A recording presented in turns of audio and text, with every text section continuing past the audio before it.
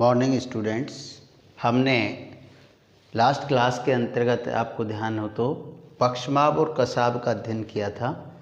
और पक्षमाप और जो कसाब होते हैं इनकी संरचना रह रही थी।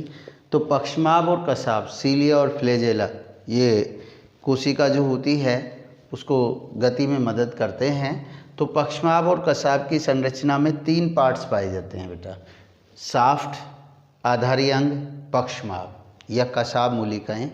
तो देखो बेटा ये 3 पार्ट्स होते हैं इसके अंदर, एक तो शाफ्ट होती है, आधारी अंग होता है और पक्षमाप होता है। तो देखो बेटा शाफ्ट तो इसका मतलब हम कह सकते हैं ये तो इसका आधारी भाग हो गया, ये शाफ्ट हो गई, और पीछे जो होता है इसको हम कहते हैं पक्षमाप या मूलिकाएं। अब देखो बेटा पक्षमाप और कसाब दोनों की संरचना एक समान पाई जाती है। इसके आंतरिक भाग में जो तरल होता है उसको मैट्रिक्स कहा जाता है, और मैट्रिक्स जो होता है इसके बाहर की मैट्रिक्स के चारों ओर जो होता है एक झिल्ली पाई जाती है जो प्रोटीन युक्त होती है, जिसको हम जीव द्रव्य झिल्ली कहते हैं। क्या कहते हैं बेटा? जीव द्रव्य झिल्ली। और इसके आंतरिक भाग को हम 2 भागों में बांटते हैं। कितने भागों बेटा? 2 भागों में बांटते हैं। एक तो केंद्रीय आच्छद, एक परिधीय आच्छद। जो केंद्र की ओर होता है उसको केंद्रीय आच्छद, जो बाहर की परिधि की ओर होता है उसको परिधीय आच्छद कहते हैं। अब देखो बेटा केंद्रीय भाग जो होता है केंद्रीय आच्छद, इसमें 2 तंतु पाए जाते हैं। कितने तंतु बेटा? 2 तंतु, जिनको हम केंद्रीय तंतु कहते हैं। क्या कहेंगे बेटा? केंद्रीय तंतु।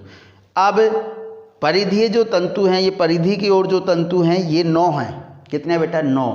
और इनसे भी 2 उपतंतु जुड़े हुए हैं, एक ए और एक बी। ये वाला 2 सिरे वाला तो ए है और 1 सिरे वाला बी है। तो इनको हम क्या कहेंगे बेटा? परिधीय तंतु कहते हैं। तो ये संरचना किसकी है? एक पहिए के समान, जैसे होता है ना पहिया गोल, उसके समान होती है वास्तव में देखी जाए तो। जो दोबारा ये पक्षमाप और कसाब की संरचना का हमने अध्ययन किया। पक्षमाप और कसाब की संरचना में 3 पार्ट्स पाए जाते हैं, शाफ्ट, आधारी अंग और पक्षमाप।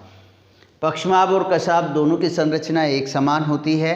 इसके आंतरिक भाग में जो तरल होता है उसको मैट्रिक्स कहते हैं, और मैट्रिक्स जीवद्रव्य झिल्ली द्वारा घिरा हुआ होता है।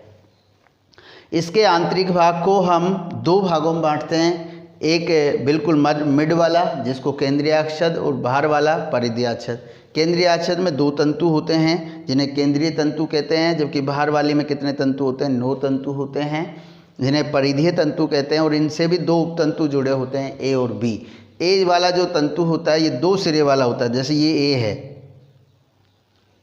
तो ये संरचना किसकी है बेटा? पक्षमाप और कसाब की। Thanks, have a nice day.